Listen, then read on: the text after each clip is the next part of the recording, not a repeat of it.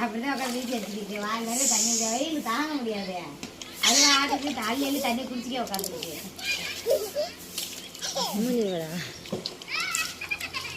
எப்படி ஒரு நீச்சல் அது அங்க பாக்குது இங்க பாக்கல அப்படிதான் வடிச்சுக்கிருக்கேன். அதுக்கு எந்த ஒரு மூஞ்சிரு தூங்குனா அதுங்க அதெல்லாம் கொஞ்ச நேரம் ஒரு 5 நிமிஷம் 1 நிமிஷம் இரு. இந்த வீடியோ எடுத்துக்க.